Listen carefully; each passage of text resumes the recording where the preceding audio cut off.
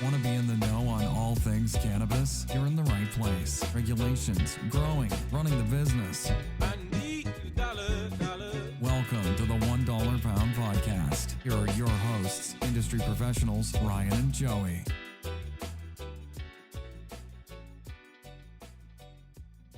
Hello and welcome to another edition of the $1 Pound Show. My name is Ryan Munevar and I'm with my partner in crime, Joey Espinoza, and we have a very special guest with us tonight and he'll introduce himself.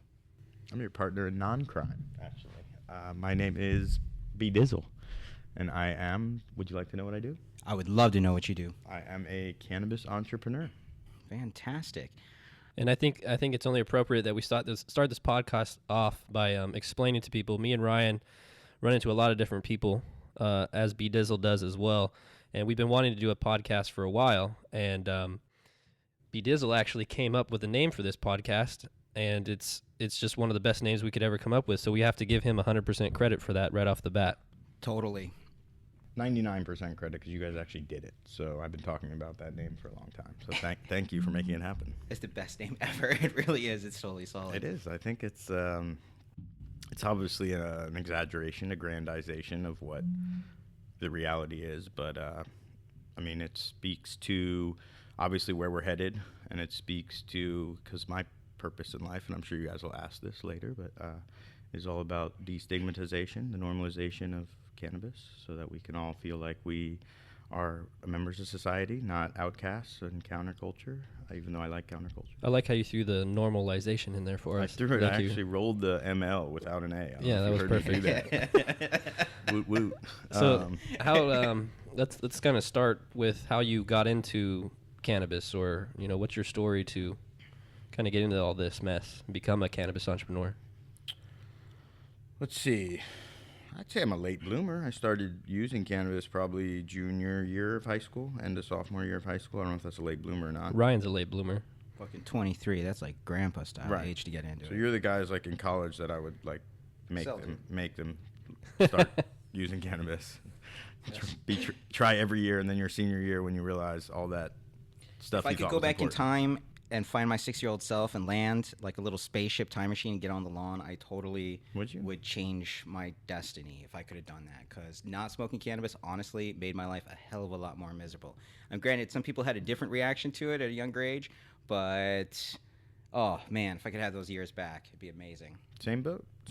So it took, like I said, late bloomer, luckily not as late as you, or that would have been even more torturous, but definitely changed my life dramatically, and that's why I'm a cannabis warrior of sorts, because I know that without a question it can completely turn the trajectory of what is a difficult world to figure out and make a lot more sense, and gave me a lot of purpose. So it's probably, I grew up on the East Coast, and I was probably 16, 17, and that's what, in 1990, in the late 90s. And so on the East Coast they had 3 types of weed. Anyone know what the names for the 3 types of weed? I do not. So swag, and that's actual brown, smashed, full of seeds, Mexican brickweed. And then the second one is called mids, and mids is basically the same thing but green. And that would be like the outdoor weed of California, but just grown guerrilla, so it still had seeds, smashed into bricks and sent east. And then the real type of weed is called kind bud. Kind bud. Anyone? No one even? It's so funny. Never heard of kind bud. No. You know what they call an eighth in New York, right? They call it a slice because pizza has 8 slices. No, so I did not know that. It's called a slice to buy an eighth. Yeah. What about a dub, or what do they call it, 20 sack? $30. I'm just kidding. Those don't exist. Yeah, a dub is like a stem. That's what they call it in New York. So I found cannabis as medicine. I didn't realize it, but I was on a lot of medicines as a kid to try to figure out why I hated school. It's funny how they use medication thinking that that's depression or whatever, anxiety, whatever you want to call it. I couldn't sleep. They had me on Benadryl, and I mean, there's a lot of reasons I use cannabis. I don't even really need to go into it. I think with certainty I have as much pure love for cannabis itself outside of capitalism than as almost anyone I see in the industry. But there is a lot of us out there that, like you guys, that kind of know the power of the plant as well as the power of the rest of it all. And so, I can literally vividly remember the weekend where it was, Friday evening, and it was like time to go find some pot. It's like the last month of sophomore year, I think, of high school, and you just can't find it when you're on the East Coast and it's the 90s. You actually cannot find weed. You just literally like, okay, I guess I'll drink. They won that war. And so we had it set up. We were supposed to meet with some guy, and then he said he had kind bud, and it was only mids. It was just terrible, and we just didn't want. Once you smoke for a few years, or a few months even, you kind of move up the ladder on the East Coast if you have the money to do so, which, it means any money, to get away from swag. And I think it took till Sunday that we could actually find some pot. And so literally, I remember it was probably late afternoon on Sunday. We showed up at this guy's house, and it was probably 2.5 grams for $65 of what they call beasters back then, which is literally pot that's grown in Vancouver, flown to Toronto, dropped off by plane into the field of Vermont, driven down to a hotel in Jersey, and then picked up and brought to Maryland. And at that point, it's $65. And this actually probably goes right into where the $1 pound comes from, which is that, from that moment forward, I started buying it. Next weekend, I bought a QP of swag, and I started becoming a pot dealer. And that's where the idea of the $1 pound comes from, that part of the normalization of being a cannabis user means that you should not have to sacrifice a significant amount of your net worth of your life just to be able to use something that really actually is just medicine. I know I believe in recreational pot. I use pot recreationally, but it certainly is medicinal for a lot of people, and that money should not get in the way of that. And I think we all think that when it comes to what was that guy's name, Martin Scarelli or something, the guy who was like taking cancer meds and like jacking him up tenfold because he bought a company that oh yeah, I know what you're talking about. Whatever it was, he made the pill super expensive. Yeah, because he had bought the patent basically, and that's what was happening with cannabis for a long, long, long time, and still is happening. And so I became a potrepreneur, and is that a word? And then, it is now. Good. And there's a lot more to the story, but that's how it started. That was the genesis, was just saying, hey, this isn't fair, and I want to make it more fair for myself, and also kind of spread that. That's what I can do good for society, and that's what I've been doing for 20 years now. So that's awesome. So, a lot of what we do on the show obviously is talk about the regulations, the coming regulations, because we are in California, and they did just pass recreational in November, and they restructured medical at the end of 2015. So you say you're a cannabis entrepreneur. What sort of license types or kinds of businesses are you working to create or get permitted? Certainly. I mean, I would say, I was joking about this before, but, swim is, they know the term swim on the internet, which means someone who isn't me. So I could talk about swim a lot, but that's kind of a joke. But, I mean, right now I'm currently involved in all aspects of the cannabis industry.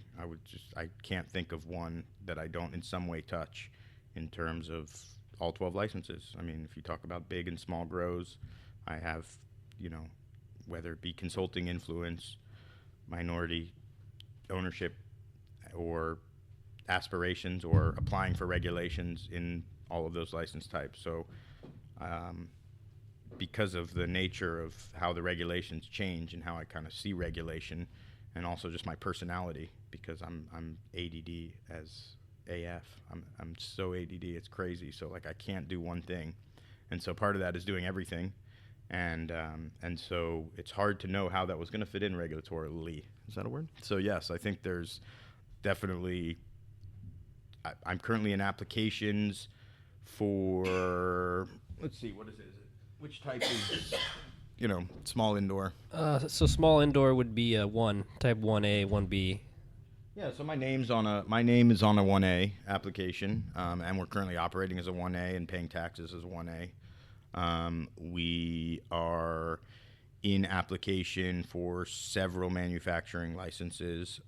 We run a non-brick and mortar dispensary, which is licensed with a business license. We're at kind of the end of the road, which is extremely exciting for us for our delivery service. We are currently paying taxes as a type 12, as a transporter, so that we can help facilitate our network. And we are in an application in several areas, including Hollister locally, in Monterey County, and once Santa Cruz gets their act together, we'll be applying in Santa Cruz for type 11 and 12 together if necessary. If 11 even makes it to the end of the gauntlet, you'll have to kind of educate me a little bit on what happened last Friday. Was it Friday when all the regulations came Yeah, out? it was April 28th, I think it was. Yep. Or 27th, so maybe. It'll be good to, kind of brush up on that for myself. But we are also partnered at several levels with all of the types of growers in Monterey, Santa Cruz, Calaveras, Grass Valley. We touch all of those people in some way, whether it's ownership or whether it's acting as their transportation, acting as their distribution in some cases. This is just, we look to just touch everything a little bit. We're in LA right now, looking at warehousing for extending the transportation and potential distribution networks.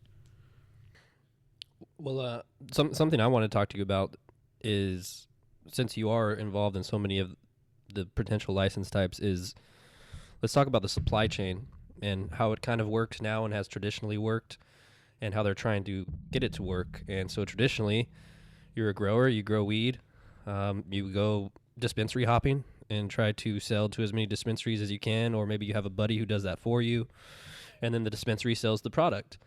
Now, what the state is proposing with all these different license types is you will be a cultivator, you'll grow it, you'll send it off to either a manufacturer to blast your product or a distributor if you're selling just your flowers. The distributor will be responsible for getting it tested and doing the quality assurance, and then the distributor will be selling it to the dispensaries. So there's basically that forced middleman, which some people say that's good because it, takes it off my back. Other people are like, that's bullshit because I want to be able to sell my own. What they have proposed, I think it was in the budget trailer bill, was AUMA, the recreational side of it, does not prevent you from being all license types. In MRSA, if you're a distributor, you're only allowed to be a transporter and no other license type. In AUMA, you can be a distributor, a grower, etc. And so in the budget trailer bill, the governor budget trailer bill, they proposed to change MRSA in that regard and make it like AUMA, where you can kind of be all of it. But these are still proposed regulations, so it could change. We're not sure how it's going to look. But back to my original point is, how do you kind of see what they're trying to do? What do you agree with? What do you not agree with? Yeah, I think there's a lot there. I think it would be, is it okay if I kind of go into sort of my high-level perspective on regulation, cannabis regulation? So I can go into anything there. You want, so, yeah. Yeah, I mean, because I think getting into the details, how many people are involved in this thing right now? There's 1 million people involved in every state, at every level, in terms of government, in terms of private sector, in terms of businessmen. So I think you're going to hear both bias, context. You're going to hear that no matter how anyone speaks. And so I think it's tough to talk about specific pieces of regulation. It's almost like politics. It's like, okay, yeah, pro-choice or pro-life, I'm neither. Like, wait, those aren't even the right phrase. You're phrasing it in a way that forces me to give you my perspective, when in reality, I guess I'm both. I mean, I don't want people to have abortions, but I think we need to for the time being, right? We need to still have that. But if as a society we say we never want to have abortions, and that's like our morals, then we move toward regulatorily. We don't jump. We don't fight between good and evil, because that's not Earth. Earth is not good and evil. And so I think cannabis regulation in the same way, there's not good and evil. There's no right and wrong. Really, there's kind of a march towards truth. And that's what I would say, is that truth wins and reality wins. This is something my brother taught me, honestly. And this is my little brother, so they're not supposed to teach you much, but he's a smart dude. And he just taught me, like, if you just say, like, reality wins in the end, right? And so if you can kind of connect the reality of cannabis, the reality of commerce, the reality of Adam Smith, the reality of where life will lead, right? In that maybe abortions will be illegal because science will get so good they're not necessary. So now you no longer even have, reality is the question of whether abortion is good or bad is not the question. The question is, how fast can we get to a society in which we don't need abortion? And in the same sense, there's no reality about what's good or bad in their license types. There's only the reality of how cannabis can flow through society in a way that's least detrimental, most efficient, least wasteful, there's several more sort of premises or like guiding principles that actually guide regulation. And what's guiding regulation is something different. What I would say is that the analogy I always use is it's like an onion, and we're unpeeling the layers of regulation, of legalization. So at the middle is truth, is a legal world in which cannabis is treated however it should be treated. I know that's such a weird concept, but things just are what they are. Plastic is what it is. Like, you can't, denying climate change is ridiculous, right? I mean, it exists, and the people who deny it are not denying it because they don't believe it exists. They're denying it because they have context and reason they need to that fits their other arguments. What they're really denying is we don't want to take money out of society to prevent climate change. That's like not a good use of our resources. That's what like the really far right wing, like climate change doesn't exist. They're really just saying, let's not focus on that with our solutions because maybe we want to focus on individual freedom or fixing poverty or fixing crime. They want to focus on what they want to focus on, so they kind of distort reality for context. And so with cannabis legalization, you have reality in the middle, and then you have to get there to reality, and that's what we're going through. So at the outside of the onion is 1937. It's a Cannabis Tax Act. It's what said that cannabis, can't be sold, and that is the beginning. And what is under there are police, is prison industrial industrial complex. What is under that is politicians who have benefits for keeping cannabis illegal. What underneath that is lack of science about how cannabis affects people. There's so many layers before you get to now all truths have been resolved. Now all fake pieces of society that were used to benefit other people other than the people who needed cannabis. Once those are tore back, and once those are peeled back and those are gone, you'll be left with a regulatory system that is based merely on the necessary principles of an efficient capitalistic society. I'm not saying that there's going to be some idealism, there's going to be some perfect world. We still have lots of, bias and lots of politicians and people who are paid off to keep things a certain way so they can benefit. But in the end, we're going to get to a regulatory system that benefits the most people. Usually that's what happens. If democracy works and capitalism work, if we're not totally broken as a country, then we get to a place in which the most people are benefited by the system. And so when I think of regulation, I just think each year, each month is just unpeeling another one of those layers back. And more people are learning truth. More of the Laurier Jackses in the world, more of the, political people are learning truth and understanding how to incorporate that into the regulations to allow the best things to happen, whatever the best things are. And the best thing, and so where I believe cannabis regulation ends is you have to think, the reason that forced distribution will go away, this is my argument the day it was introduced, is because there's only one reason you need forced distribution in alcohol. The reason they have forced distribution is alcohol can kill you. When a product can kill somebody, it needs much more elevated levels of regulation to minimize the power of capitalism and the fact that capitalism will fuel people to kill for money. So whether you make a cancer drug and it sells for so much money that you don't care that it also causes another cancer, or whether you sell guns, or whether you sell sugar, or whether you sell anything that kills, if you're a capitalist and you run businesses, then you're going to look at the regulatory landscape and push for money through that landscape in any way you can, which will include some corruption, which will include some cheating, which will include some Volkswagen moves of hiding, the output of your diesel engines just so you can make money. Money wins.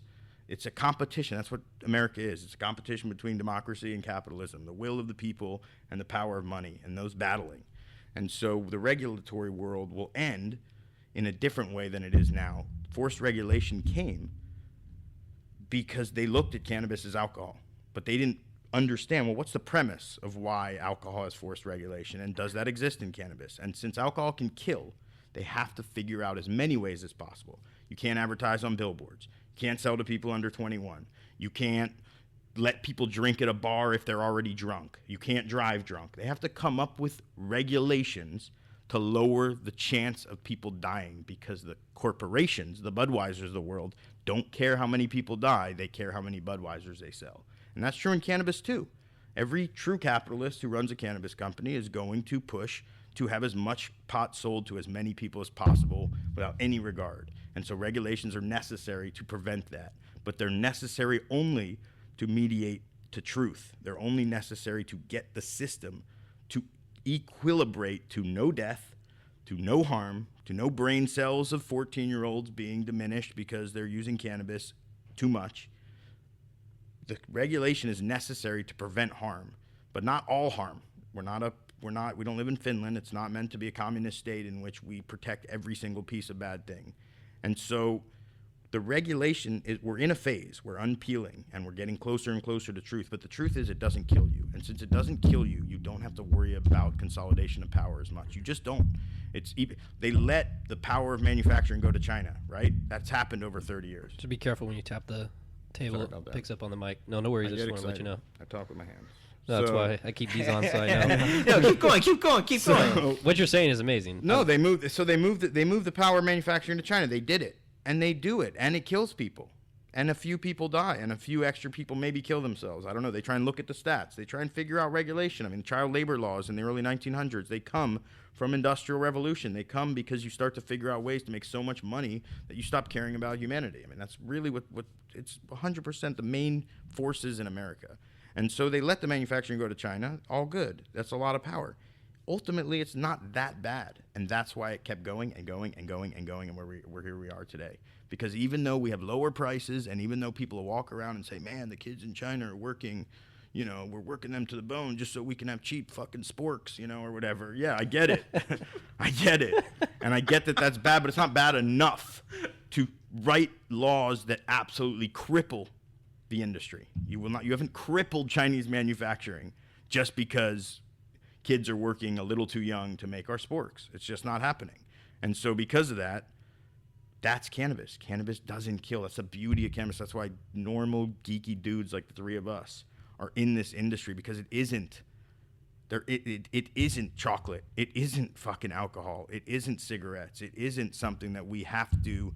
It isn't running a strip club. It isn't exploitation of humanity for the sake of our gain. And thus, we get to keep going.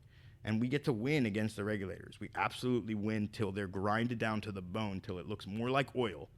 And who the frick writes oil regulations? The industry. You think the oil regulator, you think anyone in the federal government can figure out the new $2 billion oil pipeline machine that goes 9,000 feet into the ocean? No. They go in, they say, and Exxon goes in and say, hey, the current machines, you only let us go down to 800 feet. We need to get 900 with this new friggin' oil combobulator. And they say, well, let's make sure that's not bad. And they're like, yeah, we're going to show you these 1,000 studies we just did to say it's not bad for Earth. And then the regulators say, fine. Because, yes, there's global warming. But no, that's not enough to, in America at least, we live here and we have to accept that. It's not enough to shut it down. And that's why weed is becoming legal, because we all realize the lack of harm that it does. And so today's regulations, the regulations we're reading today, I'm just ahead of that. I don't want to speak. I'm not being big-headed. I'm just saying I've been in this for 20 years. So I'm watching an arc. The arc does not stop right here. If it was this, I moved from Maryland to be able to smoke weed freely. I only applied to 2 colleges, both of them in California, for a reason, because I had to get away from snow. I had to get away from douchebags, and I had to get somewhere that I could smoke weed and still live and still not have to hide. I mean, my friends were hiding. All my friends grew up, they all smoked pot and they all hid, and they still hide, and it's ridiculous. Somehow weed became legal in Washington D.C. before California. It's fucking crazy. I wasted all this time, but so yeah, there's a truth that's if we're on an arc and we're on a path and it's gone from being illegal to where we are today, and you've watched it, and you went to the Oakland Cannabis Buyers Cooperative in 2001, and you went to Berkeley Patients Group when they opened up, and watched volcanoes when you didn't know what they were in 2006 out on the tables. I mean, if you watch the last 16 years in California, we're not done. And that's why I ignore regulation to some degree. That's why I scoff at regulation. That's why I hit you up and say, well, wait, what am I supposed to be doing now? And text you and say, what's the next move? Because I don't believe we're done. I don't believe any of these people matter. I don't believe the people involved in making regulations could just by default, nothing wrong with them, but could be educated enough with how cannabis actually would work in a legal society. We need to get further. Make it, like I said, the right way to make it legal. In America, this is the only one that we're getting less regulation every year. Every other industry, they make, cars that drive themselves, and Google starts driving them around, and the government's like, oh, wait, hold on a second. Let me figure out how to write some regulations. You're supposed to start with just doing it. You have cigarettes, and then for 50 years you figure out, oh, these are bad for you. Whoops. Let's regulate these. We're the only one going in the opposite direction, where it started out illegal, and now we're having to go backwards. That's not America. America says, whoopsie, we've been killing you guys for 40 years with Splenda. Let's start regulating that to people, so that we're doing it so backwards. I have this. Can I pause? Should I breathe? Yeah, for a second if you want. Go ahead, but no, hold brother. on. I have this absolutely crazy question. You're talking about truth going back pre-37. So let's say you go to 1936. The cannabis industry, most people didn't really know about it that much. It was just tinctures that they were basically putting. It was like cough syrup. I thought it was more popular. There was more cannabis there was on lots of the shelves of pharmacies than almost any other drug that's around today. And it was infused in all sorts of stuff. But when they made it illegal, okay, do you think because of how we had to do this in such a kind of a backwards thing where it was like kids just growing in their dorm rooms basically in closets and shit like that and getting really creative with everything, do you think if in 37, 38, 39, let's say it hadn't been made illegal, what do you think regulation would have looked like for it then? Would it have just been a crop like corn? Would it have been like something eventually would have been subsidized where like everyone in the Midwest is basically growing it out there? And do you think we would have the level of strain selection that we have now, which seems pretty off the chart? I mean, I go to a store, there's a lot of great different varieties of tomatoes, but you can't get all of them. And in comparison to what we have with weed, there's nothing even close to that. No, they actually, that's a great point, I think. Because the first point... Did we get better or worse? Let me put it that way. Obviously, the society sucks for it in horrible ways, but...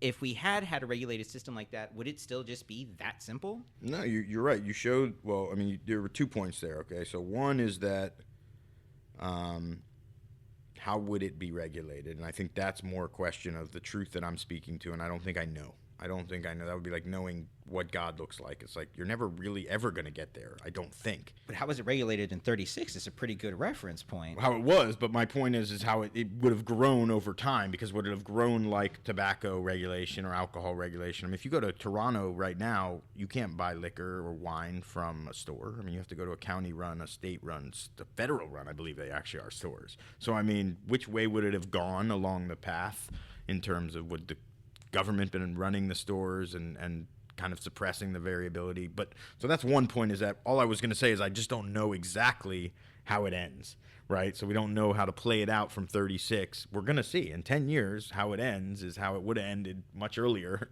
right? How our regulation looks in 10 years will be truth. We'll decide, is it corn? Is it chocolate? Is it caffeine? Is it alcohol? Is it tobacco? I don't know. How do you know which of what cannabis is? It's not alcohol. We know it's not alcohol. It's absolutely not, because no one gets to say the word medical alcohol. It just doesn't exist. So we know there's something different about alternative medicine. If you go back to when it was on the pharmacy shelves back in the day in 36, it was pretty much just treated as a medicine. Right. And if all we had was basically this has to be a high-quality test of cannabis in a tincture form, and bam. Well, that's about it, just to make sure the quality of the product is good. And they would have some form of testings that would have evolved as they went along with all the other testings that they have to do for things you're pulling over the other side of the shelf. There would have been decades of medical research being done here because, as you say earlier, capitalism would have taken over, and we would have found ways to basically build this into every single type of product that exists, and it would be like a sugar sweetener thing. So there's that. If you look at the way distribution works, in your mind right now, what is the most efficient product that's distributed in the world? Probably Walmart. I don't know. I'm trying to think. Food's cheap as shit. Food's probably cheaper than when I was a kid. They must be doing a pretty good job. I mean, I don't know. Farmers became so much more efficient. They're just mass produced. They're factory farms, just like what we have in the Salinas Valley. And science is what changes that a little bit, because you're talking. You know how many hours till things go bad, or exactly what temperature, or what inert gas will preserve them. You know so much more about the product that even though it's perishable, the distribution channels are crazy. I mean, it's crazy how cheap you're eating a banana for how much from Chile? 30 cents? It's maybe because they control like, basically the entire country. Yeah. The way they set it up. Yeah, There's well, that yeah, there's banana that. documentary. I saw that one too. No, I haven't seen that actually. That's funny, There's but okay. This other I don't question know. though, like Yeah. because we had to do it in so many little tiny like microclimates for all over the country, in the world, in fact, for a lot of this, because the drug war that we started here in the United States spread to pretty much the rest of the planet because they had to follow suit because we were just swinging the biggest stick there.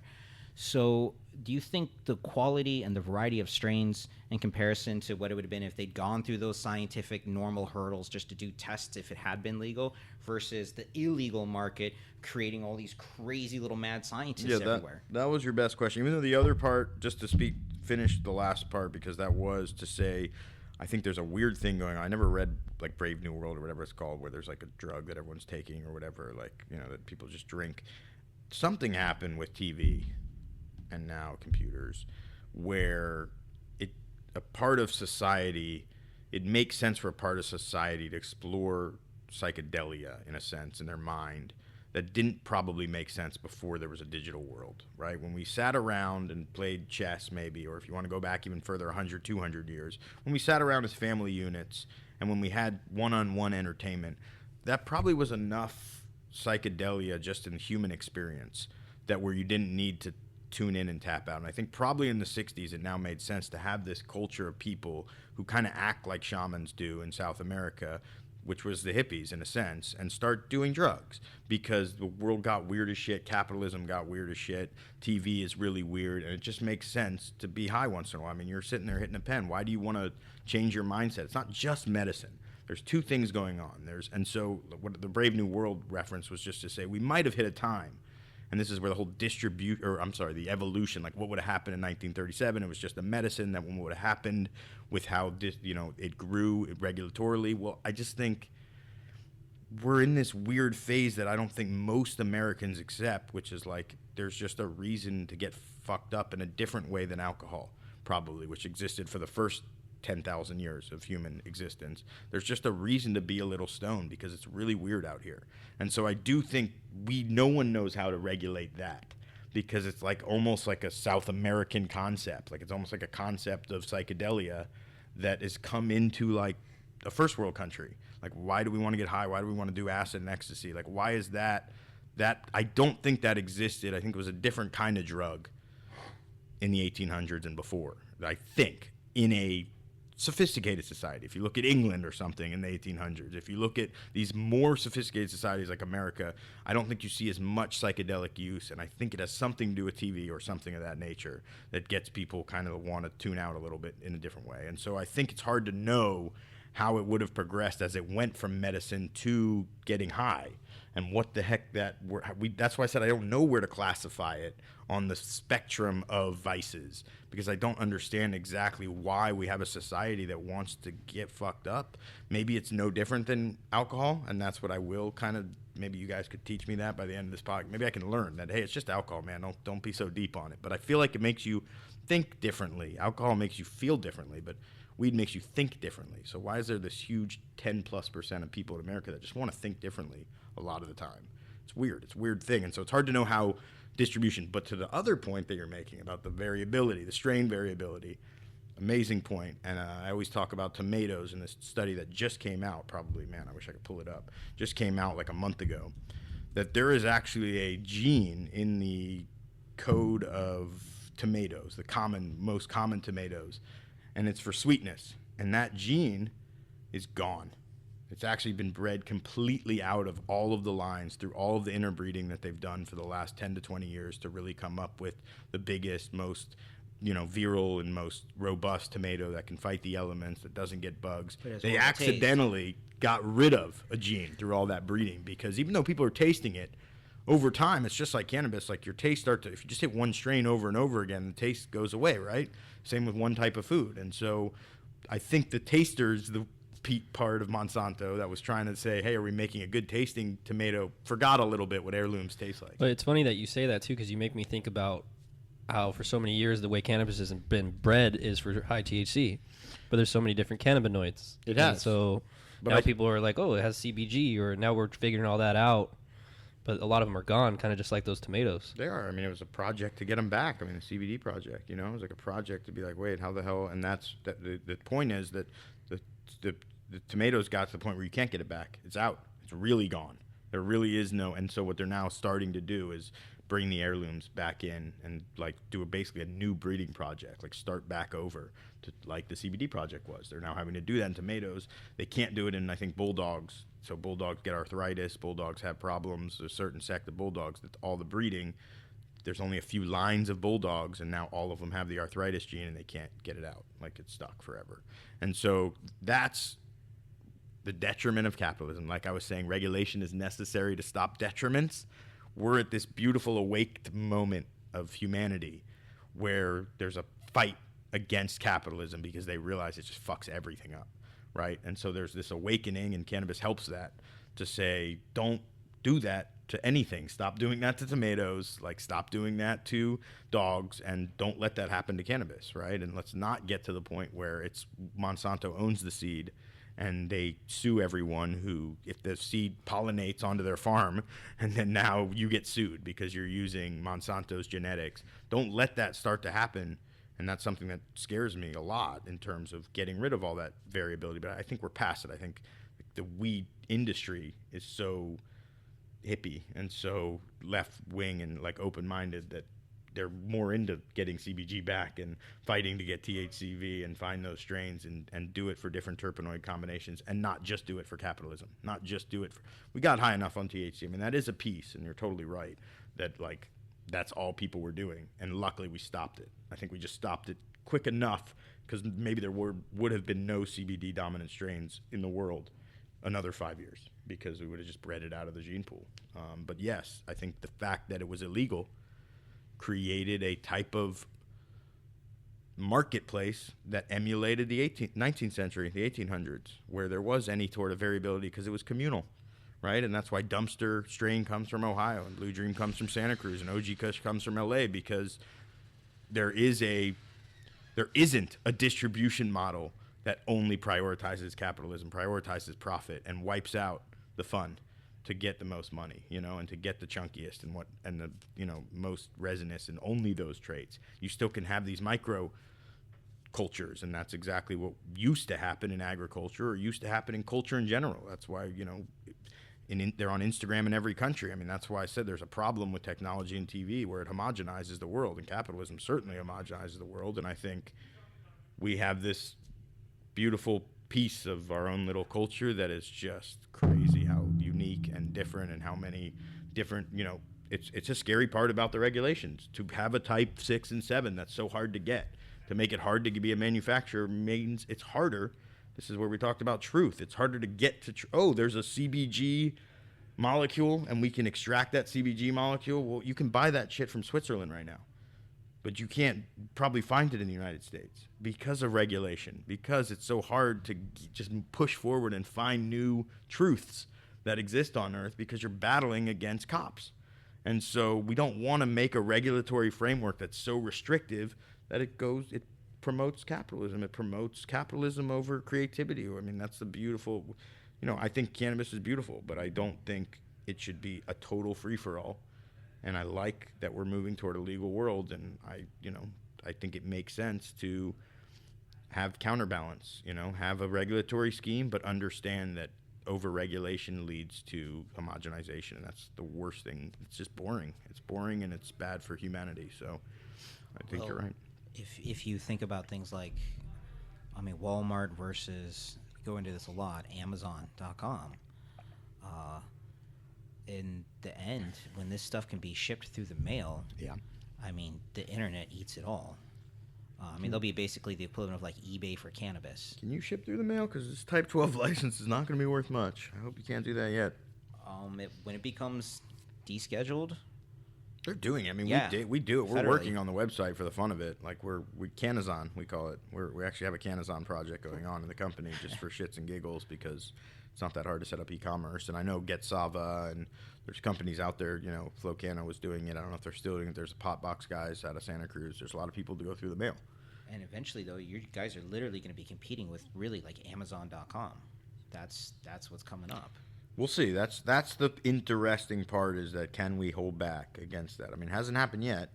There's no safe way in Colorado with weed. Microbrews, for example, like a lot of people, they have these local microbrews that they're absolutely in love with, and then you tell them, oh, by the way, that's actually owned by a much bigger company that you stick your nose at. Wicked Weed, which I don't know who they are, but I just look around. But Wicked Weed is like a super popular IPA or beer company, and they got bought by AB InBev today. I think there's going to be a lot of distribution companies that have that evolution in mind. They're going to make a distribution company, and they're just going to hopefully get bought out by somebody much, much bigger, such as Amazon.com. Fuck yeah, bring it on. Right. Does Amazon hurt or help homogenization? Like, obviously Target and Walmart, those are not good for having lots of strains in the world, but I don't think Amazon is either. Amazon's a tough one. I mean, I probably have the same $17 fucking, like, drone helicopter as, like, 28,000 other people in the state, you know, because it was the highest ranked one on Amazon for $18. So it's scary to go digital. I think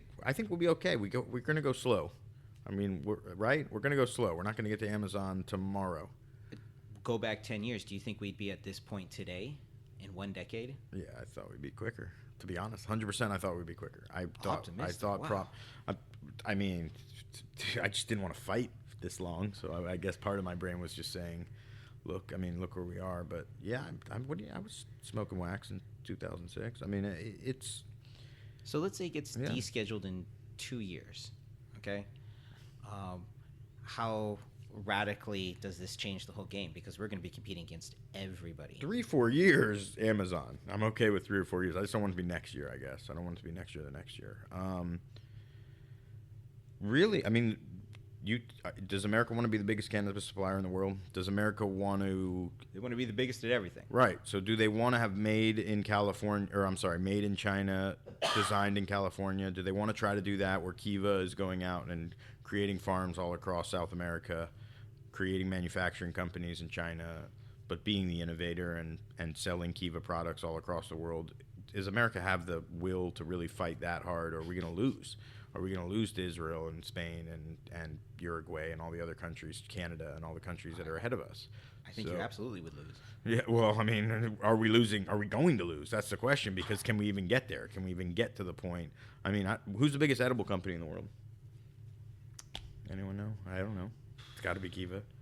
Yeah, it's got to be Kiva or they got to be top 3 minimum. Yeah, I mean, it depends. If people who just sell edibles, how about that? Kiva does not sell, or who have the highest revenue of edibles in their company. I mean, maybe you have a BCC, like Venice Cookie Co. I mean, it's an interesting question. I mean, who are the biggest edible? I know they sell Kiva in Massachusetts at collectives.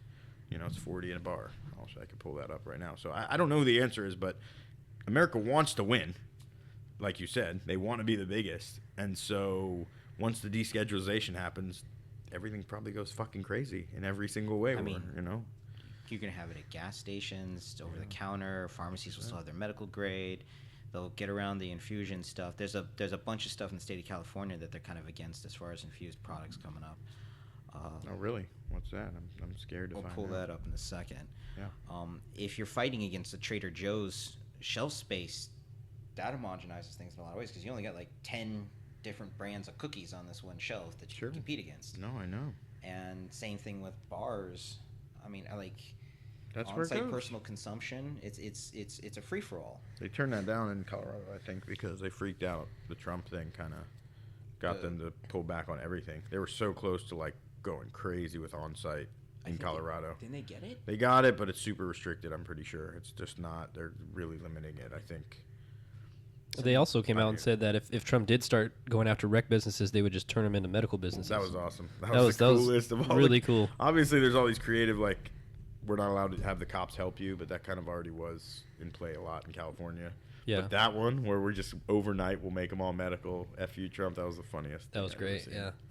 So here's a list. This is some of the stuff that's been proposed for the regulations.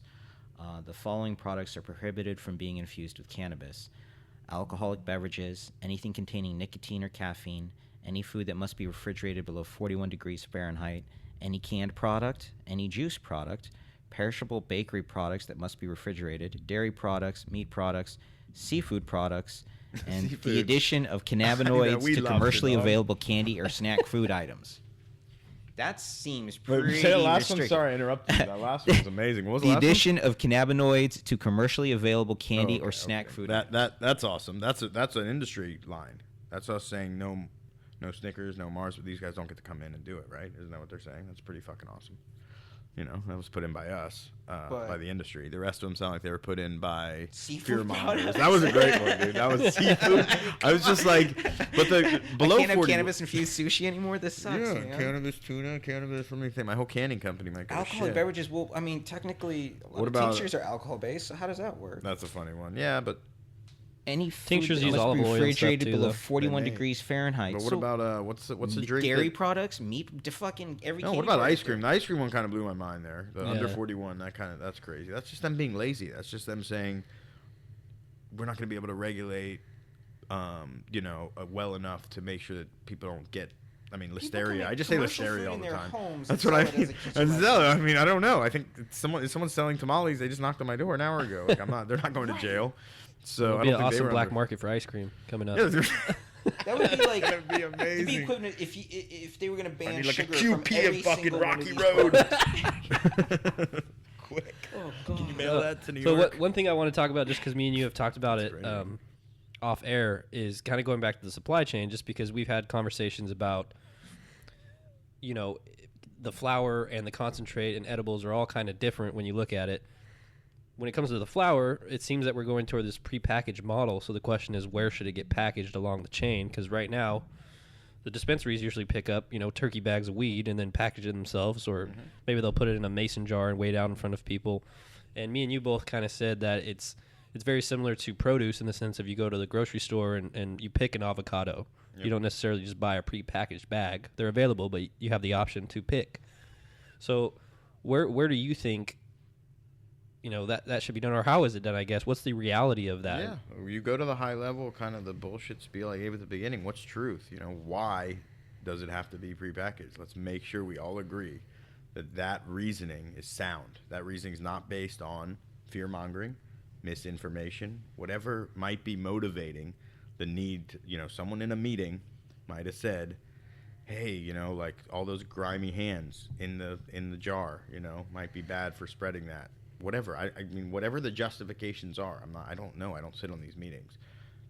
Let's talk true. Is that true? Or is that any worse than the bulk, fucking date bars that I pick up at New Leaf that are in a bin that I know I reached in and stole one that week. So I don't know if I was wearing gloves. I don't think so. So I didn't use the tongs. I'm sorry, Mom, or whatever, whoever's listening. So, I mean, we don't die as a society because people don't use tongs. We don't make a law that says if you don't use tongs, you go to jail. You know what always used to blow my mind? I used to work at a movie theater. Talk truth. God, maybe we should Um, though. Yeah, We should just have got carried nasty that. thinking about it, right? Thinking about all those people. I'm used just to- saying it's not illegal to piss in a pool. I don't know if it's illegal or not to piss in a pool. Is it? Does anyone even know? If it Doesn't everybody piss in the Doesn't pool? everyone? And do you go to jail for it? So whatever licensing they want to do that says, hey, that's like pissing in a pool, man. You're going to be giving other people your germs. If that's the reasoning, that won't win in the end. In the end, someone will make a fight to say, we kind of agree, Right. but unless you make all these things illegal. That was the whole argument for cannabis legalization. It's like, well, if you don't make cigarettes illegal, if you don't make... that's going to continue for all of this. Well, if cannabis is equal to agriculture, then what's the next logical regulatory change? It has to, it's just so easy to keep fixing it until you get to harm. That's all. So, Yeah. I was just going to say that when I worked at the movie theater, when we scooped the popcorn, we had to wear gloves.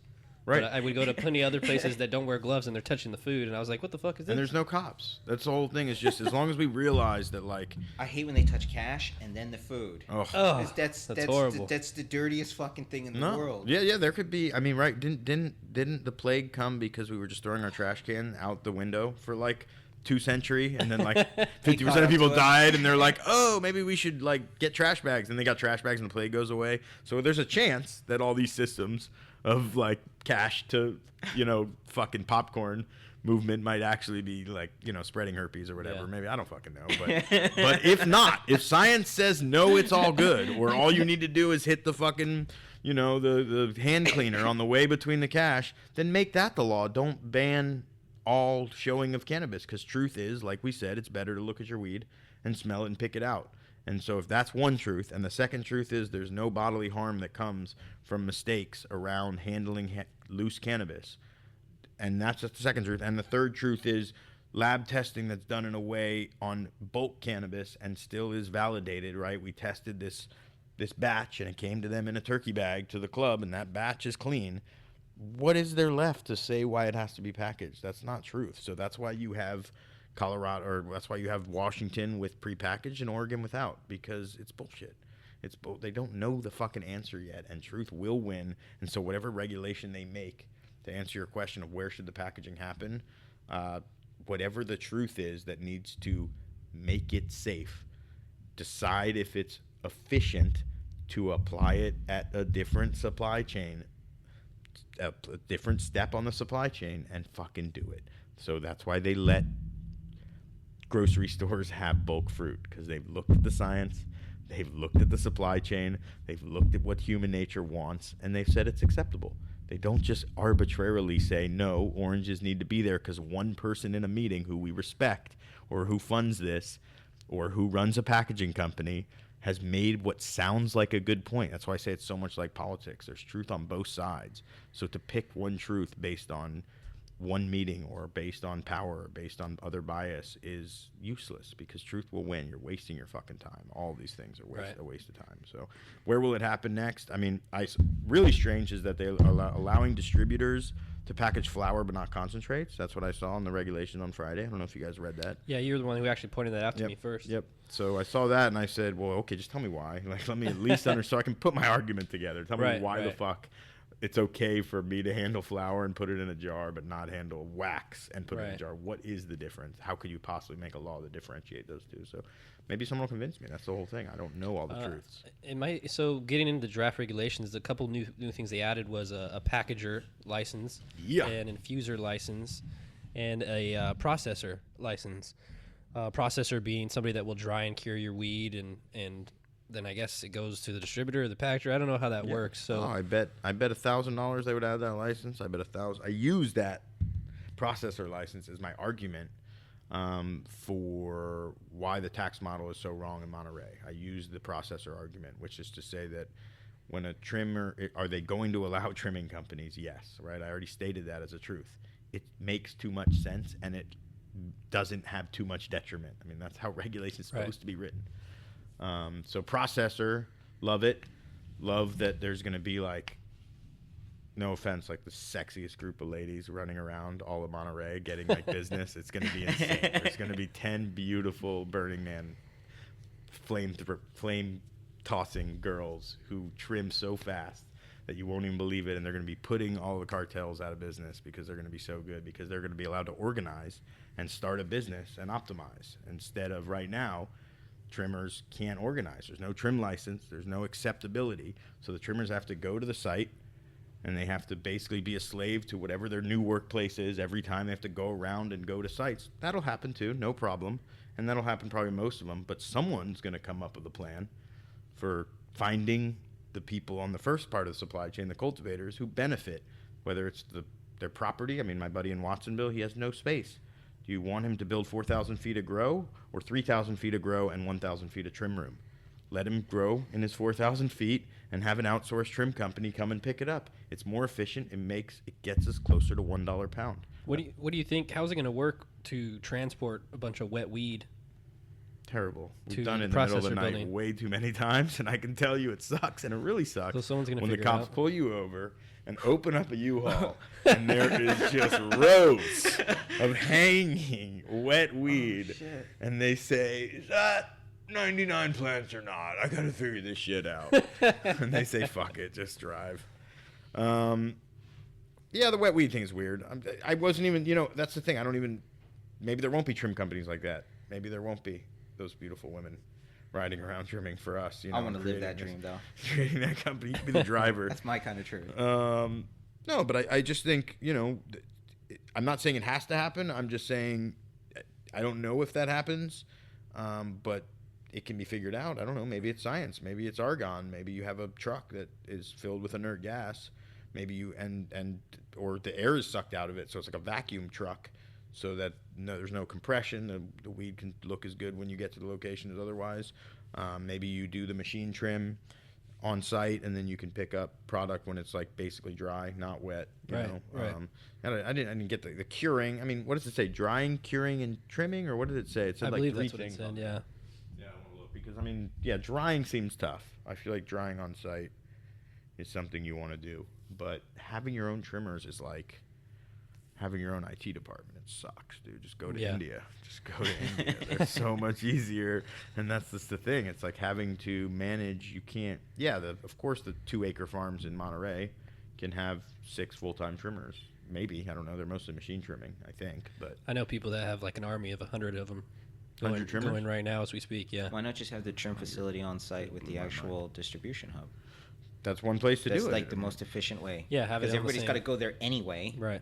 It's mayhem, though. The thing is distribution, and that's why it was just so forced distribution doesn't make sense. Distribution can come in 1 million different ways, right? Like Well, optional, not Optional. forced. Optional is okay. Like if you want to use a big distributor, cool. Correct. If you're only Right. moving enough weight to like 2 or 3 clubs, you can handle that shit yourself. And so the trip, yeah, I mean, go So ahead. one thing I want to get into, since we're getting close to wrapping it up with you, I know it goes quick. We've had obviously a lot of good conversations about tax. Well, good or bad, depending on how you look at it. But you've made a lot of really good points in regards to the taxation, specifically with the distribution license. I would like to think that eventually this podcast is something that people get educated from, not just regular people, but also regulators. And so hopefully one day they listen to this and they learn. So tell us what you thought or what your thoughts are on the distribution model. And for one example, Monterey County is currently taxing it or trying to tax it at 5% and go up to 10% of gross receipts. That's funny. So that's why I was talking about the trimmer model, the processor model. So glad they introduced that, the co-packing model. And the reason is those are service companies. Those are companies that don't take title of product. Those are companies that provide an outsourced service the same way as I referred to IT. IT was an outsourced service. They don't work for your company. They don't own the customers that they talk to. They might not even own the software that they're helping to fix inside your company. They work in India out of your company and provide a service to you. And so I think I'm going to need a few minutes on this one. Yeah, no worries. Go ahead. This is my bread and butter now because that's I'm why so I wanted to get it passionate. in before Wait, we. do you want to just do like part 2 episode and like straight up go for another hour? No, we'll just keep going. Yeah. Don't worry about it. I won't go long. Yeah, don't worry. And I know, and then This isn't going to be the only podcast we do with Yeah, this we guy. can do We're one gonna do again. this We a can lot. do Oh my god, this is so good. Though. Oh, I know I didn't let you talk enough. I apologize. No. Keep going. I just have a He lot talks to say. enough. Don't worry about it. Yeah, no, I get it. You're going to be on all the other podcasts. Yeah. So yeah, I think so. The tax thing. Honestly, it's funny because I'll give like 1,000 analogies in the next 3 minutes, and I'll talk about a million different. Like I just did with the IT. I'll talk a lot about how to digest this and get to truth. But it's going to be the quickest fix ever. And since they put out those service company rules, they've helped the argument. My argument's almost done. I mean, I've given so many regulatory arguments in the last 10 years, and most of them come true, and this is one. And you just kind of figure out, well, when are we going to get to truth on this one, right? Like legal weed, right? Where do we think we'd be in 10 years? That conversation, you don't know when it's going to happen. And so I think I was looking at a hard fight, and Governor Brown helped a lot by making service companies, because it makes it a much easier argument to just say a distributor's a service company. Let's just get it out there. A distributor, yeah, they may take title. They may be slightly different, just like you may have an IT company that has to own the software in their contract. They may, and by take title, I mean custody over product. They may own product. And that's what I was speaking to when I said there's a lot of different types of distributors. There's a lot of different types of cheese distributors, Parmesan Reggiano distributors in Italy. And one of them is a Cannabis. What I call the Cannabis is a Parmesan bank. Is a one who buys it's an important part. It's the cold storage guy. You got to buy all the product from the farmers so they have cash. They only harvest every X days. A distributor makes sales every hour, every minute. And so we work in the cash flow business, and farms do not. And so that's why there's something called fractioning in the farm world, where rich people will pay ahead of time based on an approximation of a crop, right? Oh, we think you're going to get off your 250 acres of almonds about this many almonds. If you want to take 85% of what that'll be worth now ahead of time, a month ahead of time, we're a rich guy, and it's like a way of doing loans in the agriculture world, and a way for investors to get money is they basically pre-buy. And this is something that Swim does, someone who isn't me does, in our industry. Sometimes you have to pre-buy off of a grower because they got to pay their bills. And so in that sense, you might have to take title. Your contract might not have to say you take title, but I digress. But my point is, by showing that there are service companies, it makes the argument much easier. I'm going to talk about what I would call the labyrinth of the supply chain. First, I'll talk about Washington. Washington does it right. And Washington really does it right if California wants to become the lead exporter in the world of cannabis. Washington has a 37% cannabis tax. It's applied in one place, retail. They buy it for $100, they pay $100, they sell it for $200, they pay 37% of that $200. It's insane. It's the highest tax you'll see anywhere. They have no other taxes anywhere along the supply chain, no manufacturers, no processors, no cultivators, no distributors. No one's going to pay taxes because they know, and this is the labyrinth analogy, cannabis, two things are true in the cannabis supply chain. It has to come out of the fucking earth, and it has to go into somebody's body. And those are the only two truths, absolute truths, for consumption of cannabis. Everything in between there is a labyrinth, and so I always use my hands to describe this. Maybe the product, before it even gets harvested, they decide we're going to just, do our live resin, fresh frozen. We're going to fresh froze it. Okay, then they go through a distributor and they give it to some manufacturer, and he blasts it, comes back. Maybe the guy says, no, I want to sell it as a cultivator. Non-forced distribution allows that. It comes back to the cultivator. He sends it in now to the distributor, which makes no sense. He should just send it to testing, but for some reason they want to go to distributor who then sends it to the testing lab. It's ridiculous, but it gets tested. And then they test it and they say, no, there's mold and mildew. You messed up. You shouldn't have even made that wax. There's mold and mildew in there. You can't even sell it. Then it has to go back. Maybe there's now this manufacturer who knows how to do carbon scrubbing and pull all of the bad stuff out of the product. And then he does it. And then it goes back to the guy. And then the market bottoms out on live resin. And it doesn't even work for him to go directly to market with it. And he says, okay, I got to go search and find an edible maker to sell this to. And then he sells it to an edible maker. And then the edible maker makes his edibles. And then he sells those to the distributor. And then he sells those to the collective. So let's pretend that's one path. That's a pretty complex path to follow. And it sounds pretty fucking terrible for a taxing agency to decide and look at the books of each of those companies and look at the ingress and egress of their products and determine the profits that they made and follow that many of these little companies.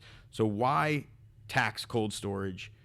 Why tax transportation? Why tax processing? Why tax manufacturing? Why tax there? You know someone's got to smoke it and someone's got to grow it. So in Colorado, they tax the grower and they tax the retail. And in Washington, they tax the retail. That's it. Now when they're talking in recreational, they wanted to add a little 10% manufacturer tax in there in Colorado, and I think that's a big mistake. I think it's just adds so much more. We're called the $1 pound because we want to figure out a way to get this crucial element of society to people cheapest in a way that doesn't hurt society. And so we can't add unnecessary regulation. That's called overhead. We just can't do it. So we have to be very, very, very smart about where we let the government take their piece of the pie. And I have no problem giving the government exorbitant amounts of money to allow us to finally enter into a white market and become businesses and become real members of society. Well, if we pay them too much, there's no point. There's no point. Everyone was getting high already. You're not doing anything. You're not helping society. You made it legal, but you did nothing else. The point of making it legal should actually be to make it cheaper. That's what the regulators will realize. Oh, right. We're taking money out of what we call GDP, gross domestic product, and giving it all to a cannabis industry because we're fucking taxing the shit out of it, making it hyper inefficient. There's just no reason to do that. Let's get it down to minimum so we can take our money and give it to some other asshole company that comes along, the fucking autonomous cars or whatever the next ridiculous thing that takes all our money. But there's no reason to clog up our system with cannabis. Can we get it to teachers? I mean, can we friggin' get it to the people that are going to make us a better society? Do we have to keep giving it to different business people and different politicians? That's pointless. So we want to get to $1 pound. So that means not over-regulating. That means being smart with regulation. And so they understand in Washington, hey, let's pretend that none of this cannabis is going out of state, and let's just get all our tax money at the end because that's where it has to go. There's nowhere else for it to go. Let's pretend there is no black market. Let's pretend there is no out of state, and let's tax the end. That's the smart way to do it. That is where we'll likely end up. They probably will wipe all other taxes over time and get to a sin tax, just like a gas tax, just like a, alcohol tax, where there's a bump at the end. A cigarette tax, there's a bump, that the retailer has to collect and pay. That makes more sense, because why spend all this overhead following every dollar in this hyper complex industry? Why tax the trimmer, tax the transporter, tax the distributor, tax the testing company? The money necessary to tax it, just get it all at the end. You can get the same money. Add all those taxes up and put it in retail and kill the black market by dropping prices, and understand we're going to be the world's biggest exporter of cannabis, California. And so, yes, I agree. Let's tax the growers for now, because that's the only way to get the money. Because if you're growing 1,000 pounds a month in Monterey County and shipping it to New York, and they weren't taxing there, then you would never get your tax. So tax them per square foot. That's why they were smart enough not to tax by output, because gross revenue, because that incentivizes people to hide it. So they just tax by square foot. That's even more proof. That's the very beginning. How many square feet of canopy? I don't even care what happens when you chop it or what happens when you sell it. We're going to get our money just from the earth. And that way they're guaranteed their money. At the end, get your money from the dispensaries and you'll get your money. That's good. In the middle, let commerce happen. Let the hand of capitalism work its magic with as little barriers as necessary. No one wants to use a distributor if there's an extra tax on using a distributor. And you know what's interesting, from what I've seen so far anyway, obviously it changes every day, but the state is only taxing the retail. Booyah! The state is not taxing everyone I else. was giving that speech, and how I always end it, because I've been giving this now for a few months, is, and look, California figured it out. And California don't give a F about all of the steps along the chain. California made one mistake, and that mistake will go away. They said, to please localities, we will let localities tax as they want. Here's the problem with localities. They don't have the overhead to know all truths. The reason we have a federalist government is because with certainty, a federal government as a collective of 300 million people can use its resources to do more, like defend our country, like regulate highways, do more than the states can do. And that trickles down. They can do more than the counties. They can do more than the cities. They can do more than the neighborhood watch. And so where on that chain of legislative bodies does coming up with tax code belong? Very rarely in almost any other industry are you going to encourage city councils to make decisions about how to tax extremely complex business models. That is a way. They're never going to learn enough to understand the nuance of why it would make sense to have a 2.6% tax on manufacturers, an 8.42% tax on distributors. If you're a transporter and you transport between business to business, we won't tax you, but if you transport directly to the consumer, we're going to tax you 5%. It's complex. Taxation is complex. It takes a lot. I understand adding a 1% addition to the state's 7.5%. They let all the counties do this now and the cities do this now, and they say, hey, we have a 7.5% sales tax when you're talking about retail sales for everything in California, but we're going to let each city and county add to that. That's weird. It's weird to pay 9% tax in Capitola and 8.75% tax right across the line and encourage me to go somewhere else to buy my car. It's weird that they let that happen, but they do. But to allow a 5% tax on businesses, those are retail taxes. Those are very simple. Those are consumer taxes, consumption taxes. Like a flat tax would be, they specifically say, hey, if you want to buy more shit, we're going to take a little bit of your money. That's a simple thing to digest. But to digest, should a cannabis cultivation company use a trimming company? Well, let me factor in my locality's taxation laws. Maybe I want to hire a trimming company that works in the county over because they get taxed 2.5%. Then I want to bring it back here and use a distributor from this county because they get taxed 2.5 while the trimming gets taxed 5. And then, it's going to go up to 10, so I'm going to move right before it goes to 10. I'm going to move my company out of Monterey to the next tax. We're going to have a competitive tax war on counties where every county and city is going to lower the taxes to invite business. Mm-hmm. Yeah, we get that happens for Amazon. We get that happens for the big boys.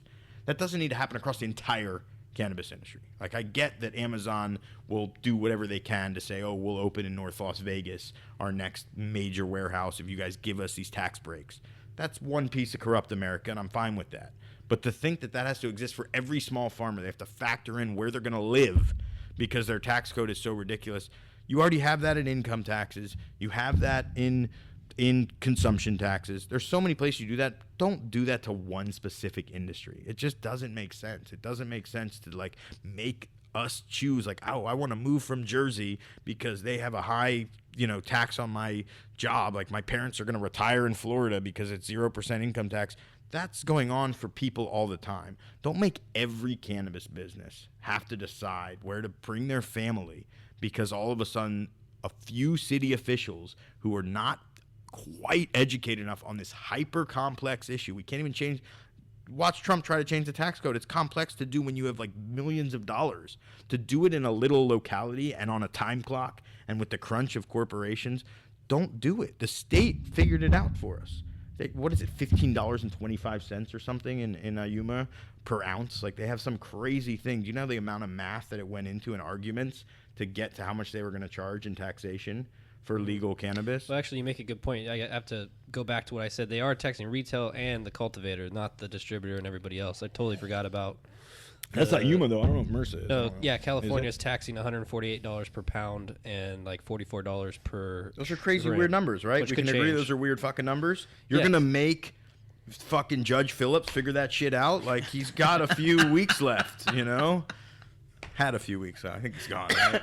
I'm just saying, to make every layer of California government study cannabis industry enough to think what the correct taxes are to optimize both the efficiency, to both represent your values of your county. It's so complex. Why leave that on the hands of these people? It's unfair. Just do it at state level and distribute the money.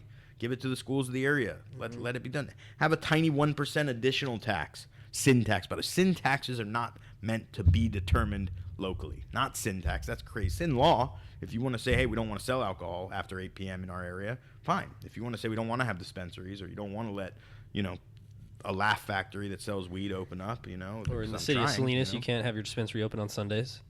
Is that what it is? Yeah. Holy fuck. Yeah. I know where I'm going to be on Sundays. All right, so...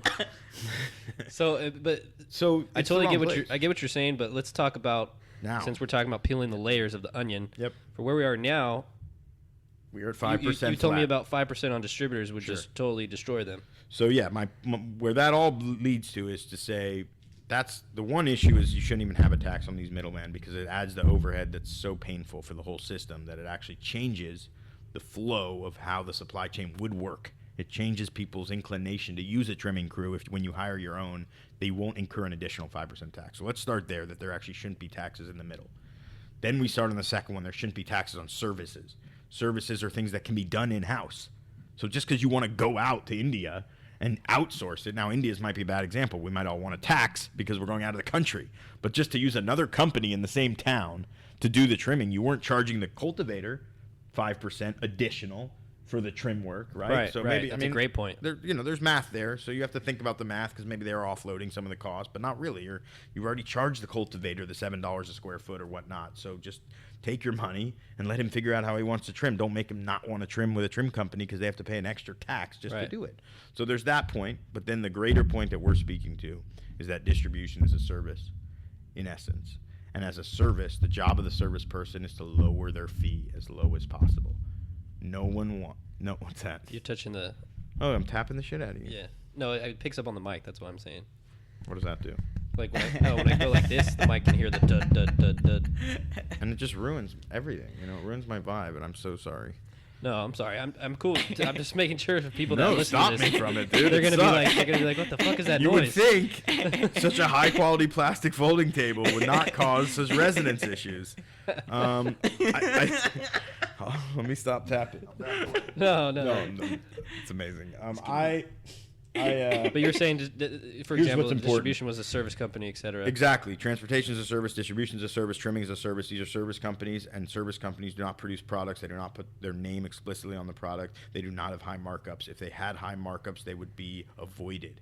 If a manufacturer, if a guy who cans your weed, let's say, and he wants to can your weed for you, wanted to charge you $50 a can to do it, you wouldn't do it. You'd buy a canning machine yourself. And so it's in essence a necessity to make outsourced service companies have as tiny a margin as possible. So I will never, if I run a distribution company, make for simply distribution more than 10% of the price of the product. There's absolutely no chance. And obviously you see River, Altai, shout out, you guys are my homies, but these companies started from the alcohol forced distribution model originally, and their original model was that they needed 18+% to do their business. It's not true. If all you are doing is middlemaning, you got to get the F out of the way and do it as cheaply as possible. Right. You cannot pay 5% taxes on the gross revenue of the product you're selling. And I have a perfect example. I busted out my calculator real quick. So let's say the way it works today is somebody gets weed from person A, they maybe put $100 on it, move it to person B. So if we got a pound for $2,000 and we wanted to make $100 on it, we'd sell it for $2,100. If you were to tax me at 5% gross receipts, you would get $105. Correct. You would absolutely I would lose money. Ruin the business model. Right. It doesn't make sense. And not only that, you'd be double taxing, and I have no problem with double taxing, but I have a problem with double taxing when, since we don't have a forced distribution model, the person won't use that second service. That person will have to avoid, from a business perspective, distributors, because distributors are now getting taxed more than the club itself is. The cultivator himself, if he were to bring it directly to the retailer. So you've created this ridiculous layer. Now, that being said, the other analogy I like to use is a real estate agent, a broker, a stockbroker. That's what these people are. We're brokers. We are representatives for growers and representatives for retailers. The reason distributors exist is because the interests of a retailer are the opposite in almost all cases of the interest of a cultivator. They have different needs. Just like the interest of the general manager of a sports team is the opposite often than the interests of the star player. Their interests are opposite.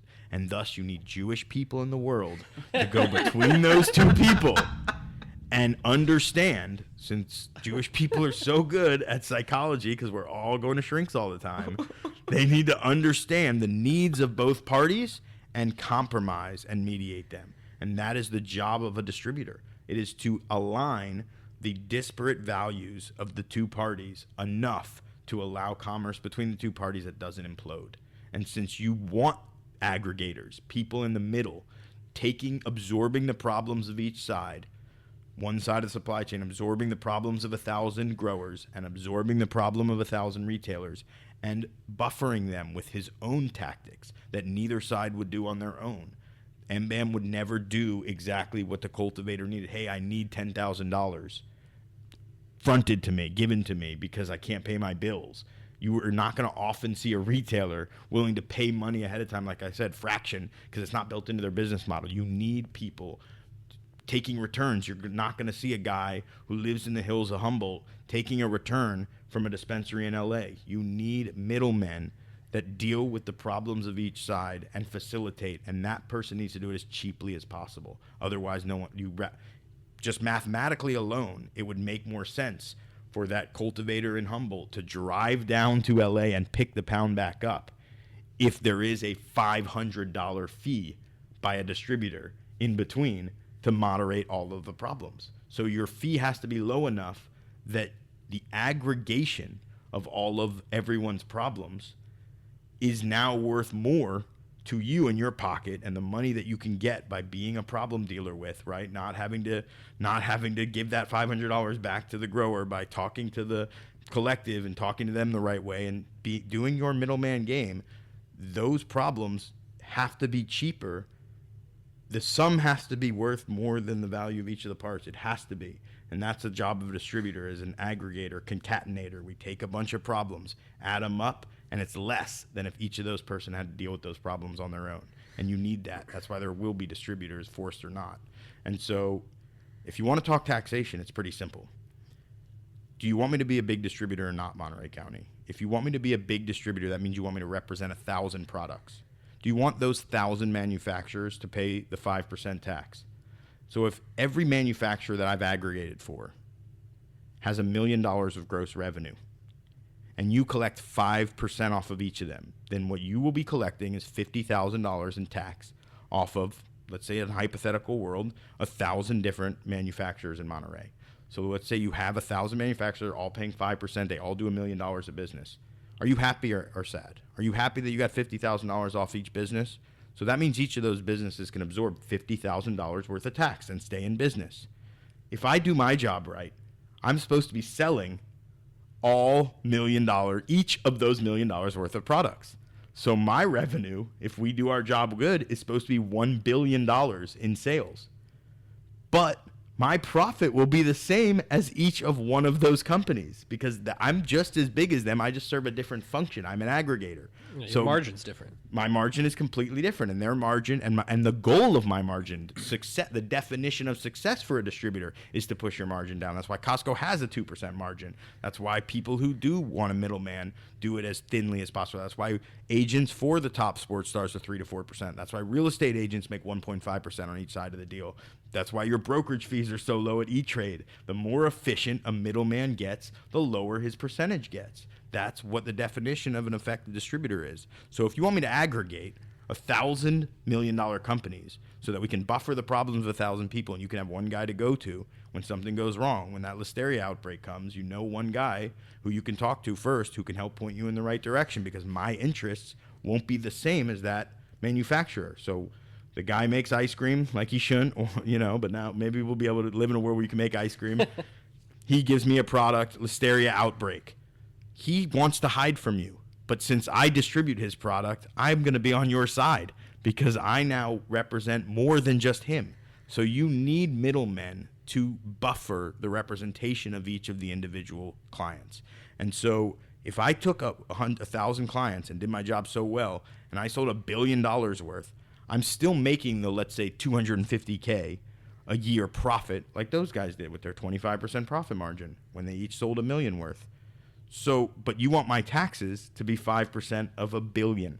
So I made $250K this year, and my tax bill would be $5 million. $50 million. So all I did was help drive around 1,000 little companies, and each of them you were happy to collect $50,000, but for some reason the guy who just drives it around and does barely anything needs $50 million in taxes simply because he collected the cash for those people. It just doesn't make sense in a million different ways that you put it, and you have to understand if truth wins and these local people can't, they can. We have this blessing in Monterey County of being the salad bowl, and so they can understand, well, do we sin tax cold storage for apples? Cold storage for lettuce? Do we sin tax the transporters? Do we sin tax? No, we don't, because you don't have to sin tax everything. It doesn't work. It doesn't work because those people don't collect a lot of money. Their job is based on pennies.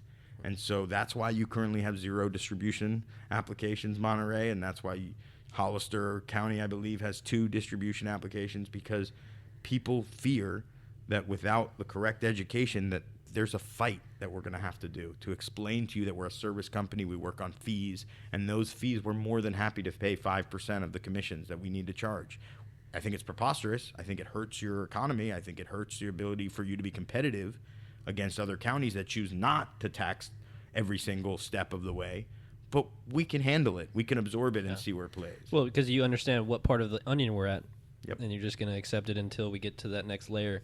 So that was perfect. That's exactly what I wanted to hear from you. We're definitely going to have you on as often as we can get you away from your crazy little world. Well, you came to my world. So yeah. I'm hard to extract. There we go. Yeah, so come on, set it up. Ryan, I think we're going to wrap it up. If you don't have anything, Mr. B-Dizzle, is there any last words you have to say? Smoke them if you got them. There we go. All right, guys. It's another episode of the $1 Pound Show, and I hope you enjoyed it. Thanks so much for listening to this episode of the $1 Pound Podcast with your hosts, Ryan and Joey, online at $1pound.com.